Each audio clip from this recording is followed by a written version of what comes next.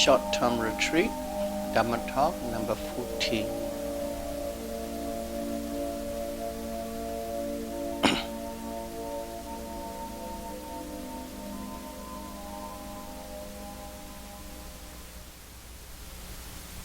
In the retreat Dhamma talks,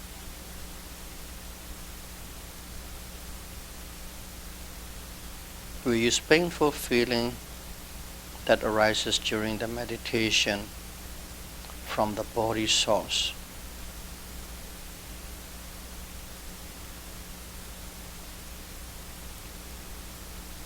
as a focal point to explain what is needed. And also most of the yogis definitely had experienced this, so everyone can relate to it.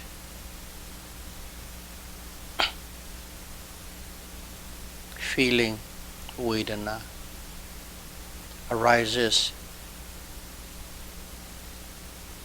due to contact of the body tangible object, due to contact of the body tangible object, body sensitivity, and body consciousness. They arises because these three come together as a union. And from now on, I'm going to refer these three as the three elements.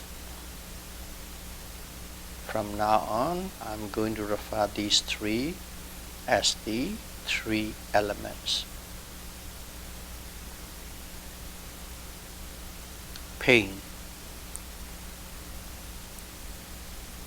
specifically, arises due to imbalance of fire element, wind element, and earth element. And these elements manifest as excess heat, excess cold, excess in stiffness, tension, numbness, hardness, or shooting spasm. These are the manifestation of these three elements.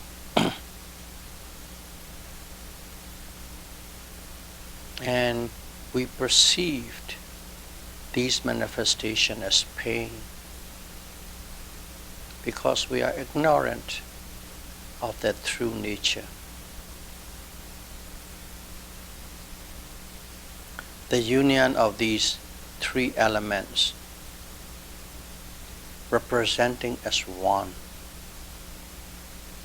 is always taken as a self or me. There are three. When they combine, it seems like one. And when we take it as one, mental contact, phassa,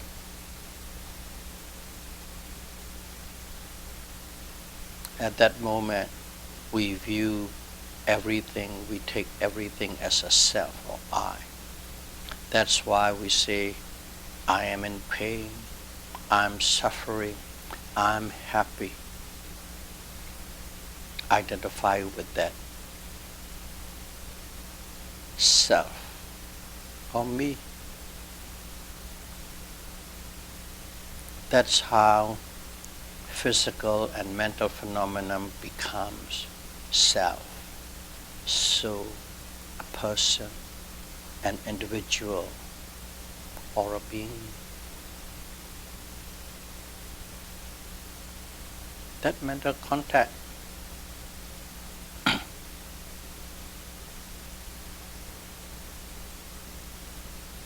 when we take as just simple one, then it becomes self or I. However, if one can differentiate through meditation Oh, this is tangible object. Oh, this is body sensitivity. Oh, this is body consciousness. If you can differentiate like that with meditation, then one began to understand experientially what we believe to be self, soul or me is nothing but physical and mental phenomena, always arising out of conditions.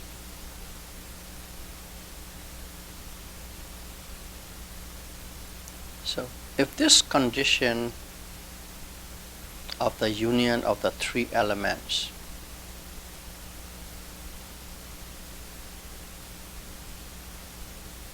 is fragmented, mental contact is eradicated.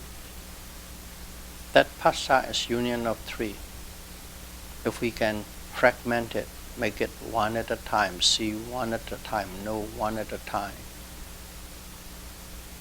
at that moment you eradicate the mental contact phassa.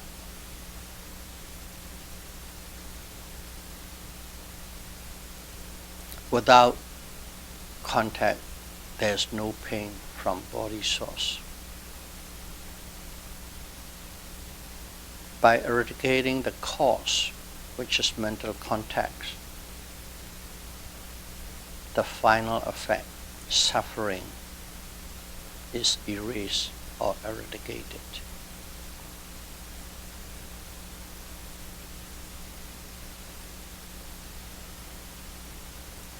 Now, to destroy mental contact, we need to find its cause. Whether the cause is the real causes that make mental contact arise. The causes are body sensitivity and body consciousness. We use the word body because we are discussing based on the body pain. That's why the word body comes in.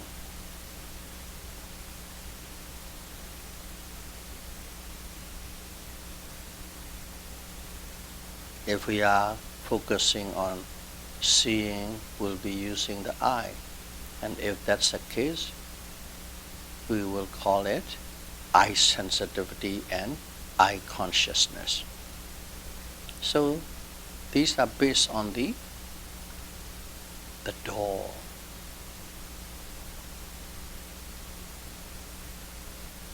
Both objects are internal basis. This body sensitivity is in the body and body consciousness is in the body. They are internal base. So, one can experience in the body. As they are in the body, you can experience in the body.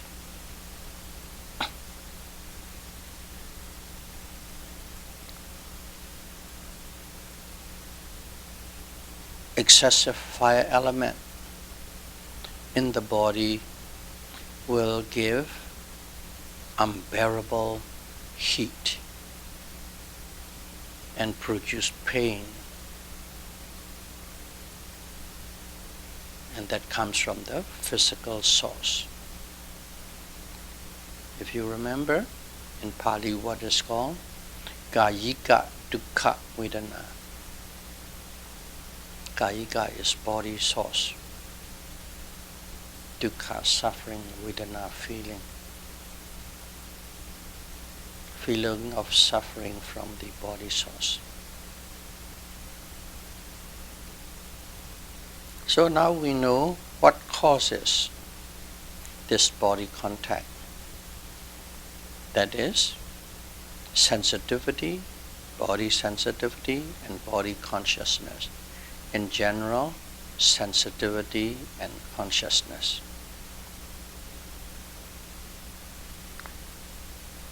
Suppose, let's say there's no body sensitivity. I'll put in another word for body sensitivity so that we can see it quite clear. Receptor or antenna. Body sensitivity or receptor. Because they receive all information, all objects. That's at the spot, at the location where the body sensitivity is. Without receptor, there is no unbearable pain. When excessive heat from the external source strike the body, the heat, if there's outside, it will still strike the body. But if there is no receptor, no body sensitivity, you won't get that burning pain. Without pain, there is no body consciousness. Because body consciousness is the one that knows the pain. If there is no pain, how could the consciousness know the pain? Without pain, there is no body consciousness which knows the pain. And if there is no pain, no suffering. Everything is a chain of cause and effect, cause and effect.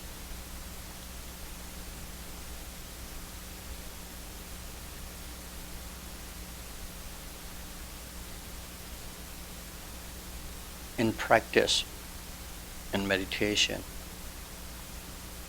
when there is pain of excessive heat, pain arising from excessive heat. If there's excessive heat, one must observe diligently and courageously. That's a job, that's an instruction what to do under that kind of situation. Simple word is, if there is pain, don't turn away. Observe, straight on, with effort, with diligence, with courage. And if that's the case, one will come to know heat as heat. If you stare at that pain from the excessive heat,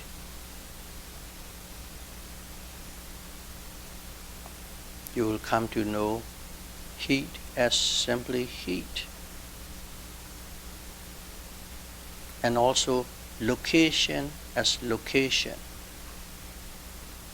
I'm throwing different words so that you can understand. Sensitivity is a sensitive spot. In other words, it's a location. Location as location, or sensitivity as sensitivity, or receptor as receptor, because that sensitivity received information. That sensitivity is at a location, at a spot.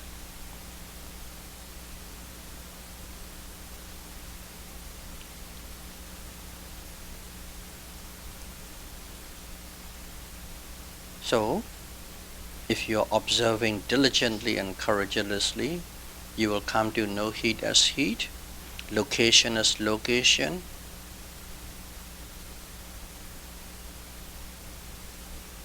in other words, body sensitivity as body sensitivity.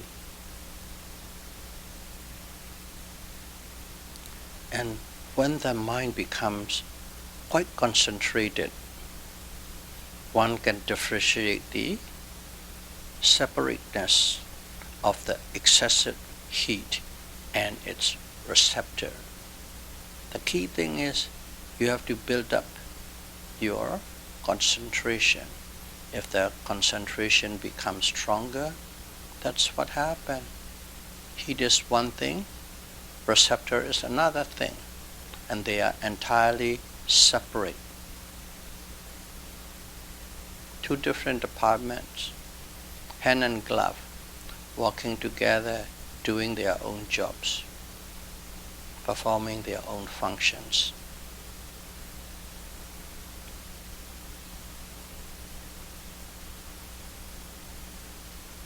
Which means you have separated between the two, the location and the heat. And then of course you keep meditating. If you keep meditating and if your focus is very strong, concentration will increase. When the concentration increased, suddenly you'll find that receptor disappear from your field of attention or field of awareness. To put it simply, let's say the pain is at the knee. That is the sensitive spot in the body. That is the receptor. That is the location, the knee. You're observing the pain in the knee, and then concentration arises, you know. Heat is one thing, knee is another thing. And you keep on meditating, and suddenly your awareness of the knee disappear. Awareness of the key disappear. To give a general example, some of you meditators might have been meditating and suddenly you felt like there's no body. Your awareness of the body disappear. Just like that, in this case, the awareness of the knee disappear. In other words, there's no more knee, no more receptor, no more sensitive spot, location. That awareness is gone. The knee is gone. That's what happened with the increase in intensity of concentration, mental concentration. And of course, what's left? What is left is simply pure heat. Before you are aware of the heat and the knee. Now the knee is gone. You are only aware of the pure heat. It might be quite hot. But the funny thing is, it is not the unbearable pain, simply heat. At the beginning you started with the unbearable pain at the knee. The knee is gone. Unbearable pain, the feeling, the perception of unbearable things gone, and you only know pure heat. Quite hot, you just know it is hot. We always use the example of fire element, heat with the pain. But some yogis, they experience differently. What they experience is you are observing the pain, concentration so strong. At one moment, the pain disappears, and all you feel is the vibration, vibrating at very high speed, because your concentration is very strong. And as soon as concentration decreases, that vibration disappears and the pain comes back. So here, concentration is a key factor. But the pain is due to excessive heat, or the pain is due to excessive speed. of the vibration.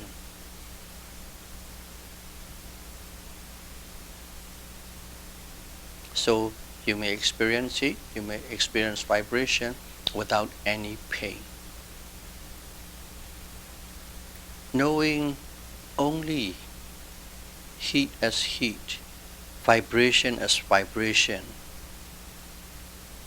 is knowing the true nature of fire element and wind element. Now you really know the true nature of fire element, the true nature of wind element, without anything attached. You know as it is.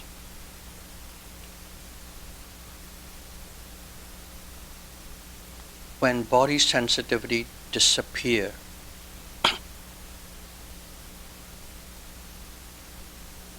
example, the knee, when it disappears from your field of attention,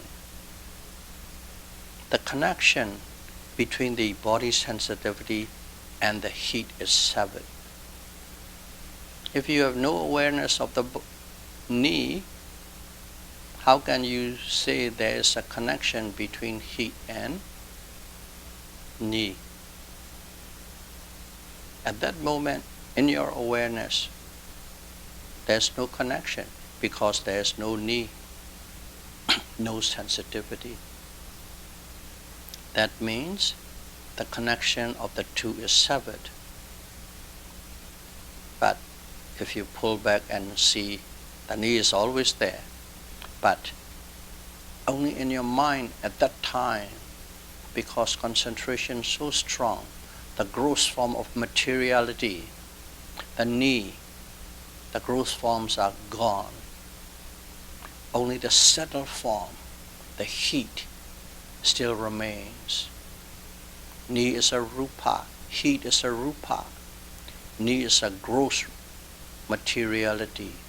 Heat is a fine, subtle materiality.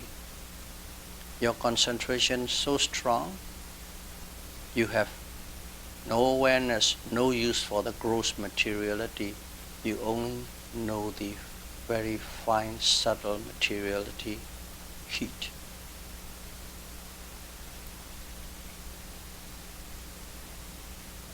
So as it is severed between the heat and the location, what's left?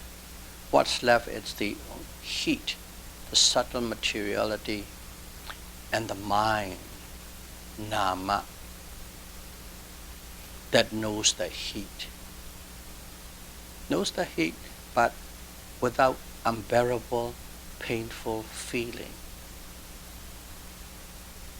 Without unbearable, painful feeling. Simply heat. That's when you severed between the sensitivity and the subtle materiality. Of course, you are in meditation, so you keep on meditating. You proceed with observation of the heat. The heat is there, you keep observing. Heat, heat, heat, hot, hot, hot. Experience, direct experience of the heat. We're using words to communicate. And if you keep observing the heat, at one point, like all things else, that heat will pass away, because all things arises and passes away based on a certain set of conditions. If the conditions change, they change. If the condition change, that passed away, disappear. So at one point, if you keep observing, heat will also disappear, passed away. And if heat passes away, what happened to the mind? The mind that knows the heat. Consciousness. Consciousness is there because there's an object to know. The object is heat. When there's no object to know, the consciousness or the mind that know the heat's also gone. Because they are conditional. Conditioned process. Based on the condition, it exists. Without the condition, it doesn't exist. It cannot exist.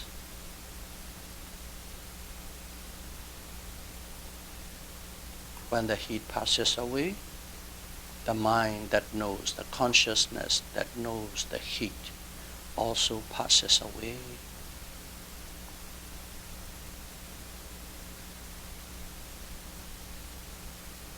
Union of the three elements is now totally severed. Before all exists, the need exists, the heat exists, and the mind exists. All together as one passa, the union. You know the three as one. Now, with meditation, you eliminate one at a time, one at a time, one at a time, and that's how you breaking them up. You severed totally. And when the three elements are totally severed, there's no more suffering from this physical source. Very specific we are talking. We are talking about the pain at the knee. There's no more suffering from the body sensitivity. That's what you're experiencing in meditation, direct experience. So, in practice, in the meditation, we don't talk details like this. What we said is just one line. I or we have overcome the pain. We have overcome the pain. Pain no more. We have overcome the pain. That's what is in a practical sense. The other is explaining exactly how it takes place through cause and effect, cause and effect.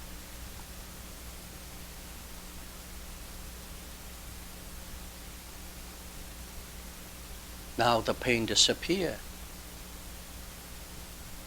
At the disappearance of the pain, which means that's a new condition, at that moment, pleasant feeling arises. Pleasant feeling or comfortable feeling arises. Automatically, in the practice, you know, there's a pain, you observe the pain, and suddenly, boom, the pain disappears, and suddenly a feeling of calmness and feeling great and comfortable sink in. That is a pleasant feeling. Pain's gone, pleasant feeling arises. And at that time, the yogi must be mindful or observe that pleasant feeling. Yes? Buddha had instructed us to observe that pleasant feeling till we can see that it's not pleasant feeling but unpleasant feeling. Buddha said pleasant feelings are not really pleasant feeling, they are unpleasant feeling. Of course, it's difficult for us to accept on intellectual level, so you must observe. Your observation, your mindfulness will reveal that to you.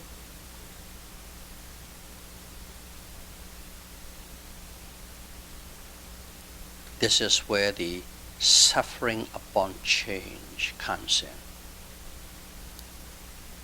suffering upon change.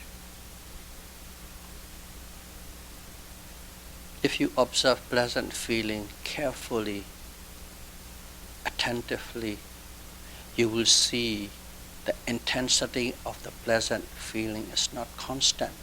It's always changing. Increase, decrease, increase, decrease, increase, decrease. Increase great. As soon as you decrease, you are not too happy. And sometimes, if your effort really wanes, pleasant feeling disappear and the painful feeling arise again. Oh, at that time, you had it. So, this changes in intensity of pleasant feeling, or even changing back and forth between pleasant and unpleasant feeling. These are the changes. And whenever these changes are happening, you feel satisfied, you feel dissatisfied, you feel happy, you feel angry.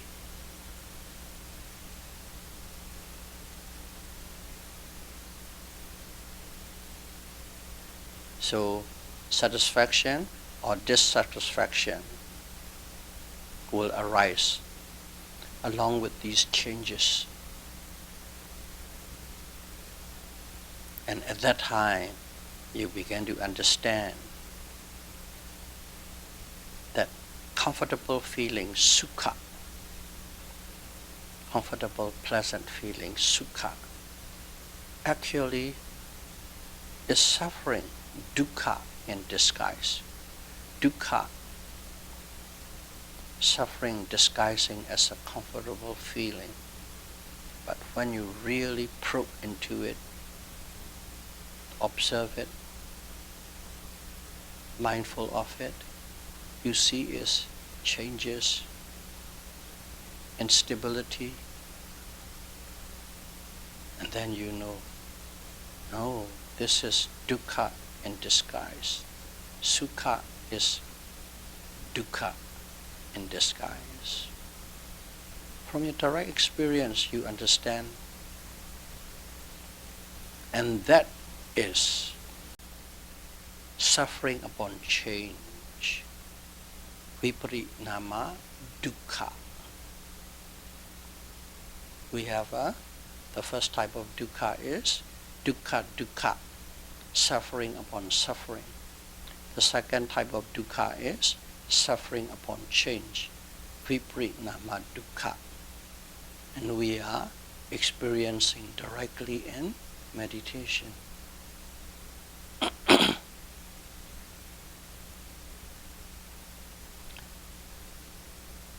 The yogi who is practicing must incline the mind when observing these pleasant feelings that all things are constantly changing or passing away. In Pali it's called sankhara. Everything is changing and passing away.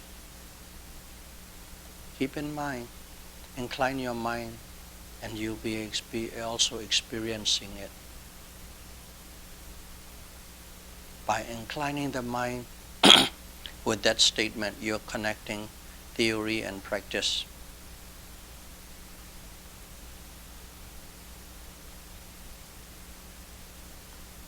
These pleasant feelings arises due to the union of body, tangible object. Body, tangible object. Basically tangible object, but it is from your inside the body, so body, tangible object.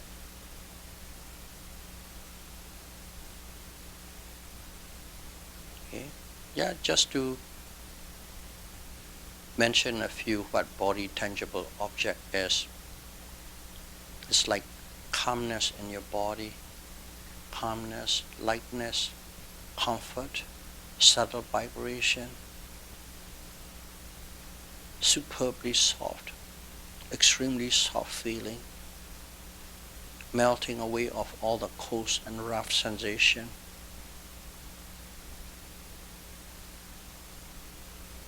Those are the body tangible objects. In other words, it's the wind element. Vibration. It vibrates at a certain wavelength. It gives you very enjoyable feeling. It has to be a certain wavelength. And the mind, the concentrated mind, set it. So, this pleasant feeling arises due to this body tangible object and body sensitivity or receptor and body consciousness that knows the mental contact, phassa, which means all three together and suddenly know as one, phassa, mental contact, union of the three, not separate, all as one, seamlessly.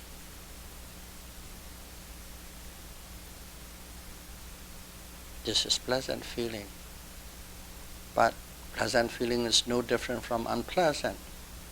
These pleasant feeling, enjoyable sensation give rise to the concept, belief in a self, soul, or me. How does it give rise? Oh, I feel good. I feel great. Hope it doesn't disappear. Hope it doesn't go away. These kind of things are everything pointing to the self, soul, being, or me. You don't have to think about it, but that's what it is. I feel good.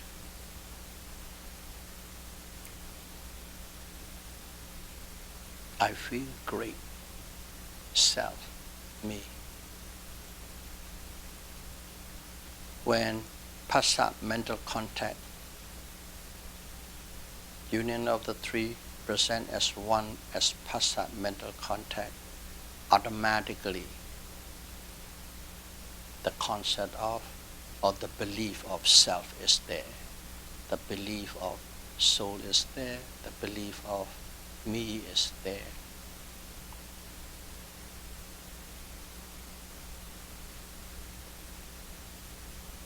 Now, we have overcome the unpleasant feeling. We have overcome the pleasant feeling. So after overcoming both pleasant and unpleasant feeling, the yogi will experience the neutral feeling. There are three kinds of feeling: pleasant, unpleasant, and neutral. So neutral feeling is, in a way you can put it, neither pleasant nor unpleasant feeling. Asukha, adukkha. Neither pleasant or unpleasant feeling. That is a neutral feeling. And this neutral feeling is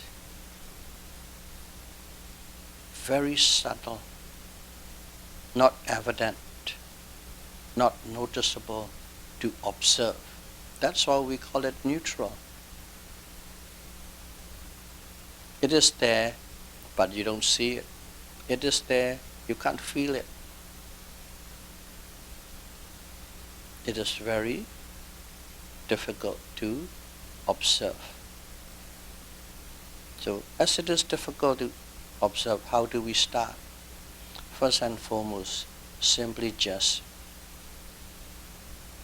that neutral feeling. You just labeled it because we are doing the labeling work. Calm. Calm means there is no rocking, no up and down, no highs and lows. Tranquil, quiet. So you can notice calm, calm, or tranquil, tranquil, that neutral feeling. But it is difficult to pinpoint. Buddha instructed us when noting neutral feeling, we must keep our mind on the fact that all things are impermanent. All things are impermanent. You must keep in mind at that time when you are noting neutral feeling. Okay? Let's approach us from the practical side.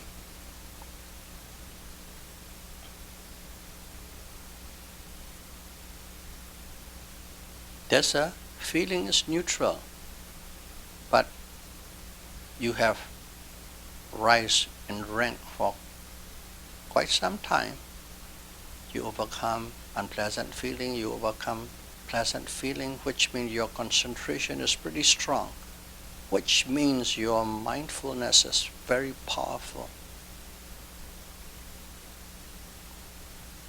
Because of that, while you are saying calm or tranquil, you are actually seeing, facing, knowing all the objects arise. Not this or not that, not rising or not falling, not lifting, pushing, dropping.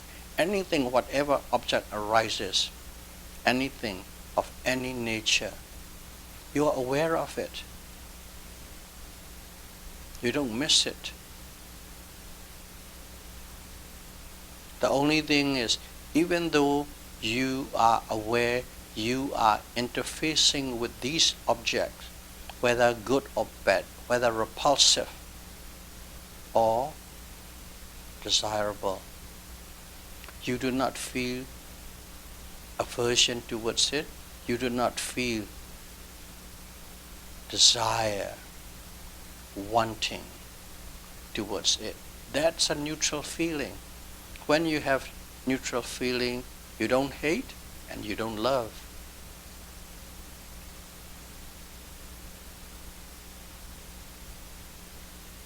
So you can watch these objects one after the other, like as if it is water flowing in the stream.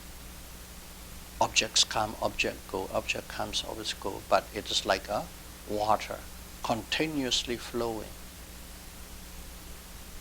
Continuously flowing. The only thing is you have neither pleasant or unpleasant feeling towards these objects. You remember what Buddha instructed us? We must keep in mind all things are impermanent.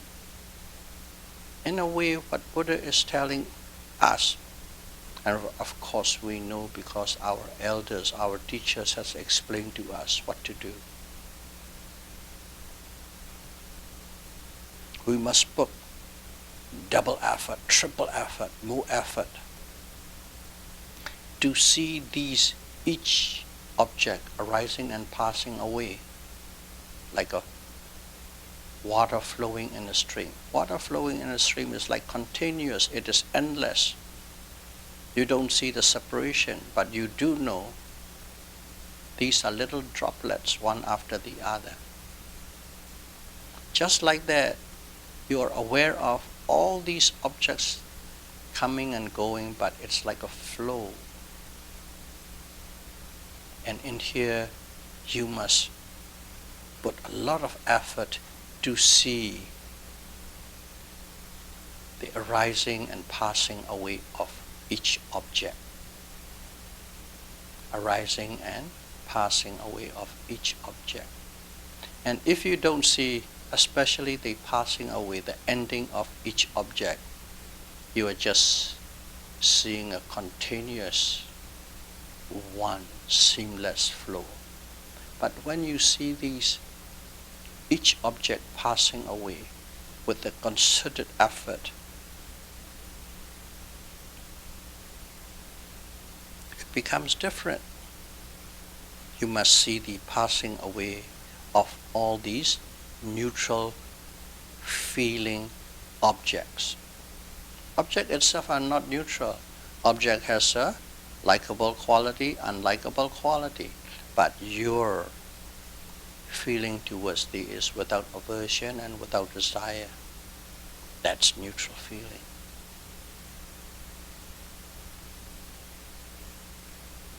And if you don't see the passing away of the object, you will see the objects like a flow of water.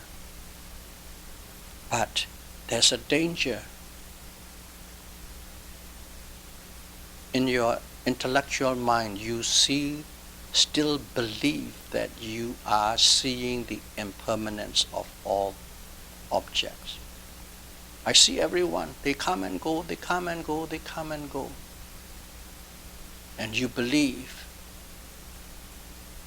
you have witnessed impermanence. You have witnessed anicca. But in reality, no. You must practice in such a way you see the passing away of the objects. And when you see the passing away of the objects with clarity, not obscurely, not vaguely, at that moment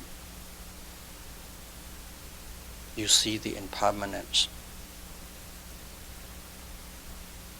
Only then you have experienced anicca. Only then you'll be able to comprehend the neutral feeling is also impermanent, anicca.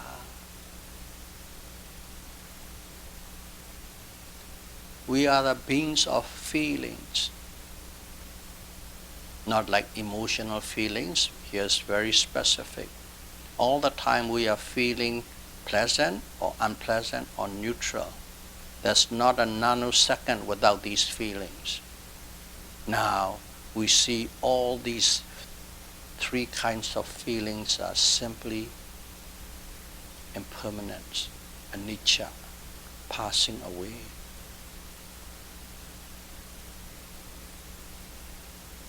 Now we truly understand the concept of anicca, impermanence, in our being, what we call self or soul, me. So, firm meditation, very strong and firm meditation, with the strong and firm mindfulness, coupled with powerful concentration,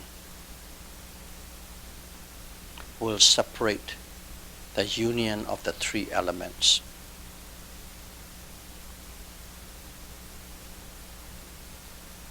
And along with it, you will overcome three types of feelings and understand all feelings are impermanence. May all of you be able to practice mindfulness insight meditation and reach the path where you can sever these three elements and see all feelings are impermanent as soon as possible. Sadhu, sadhu, sadhu.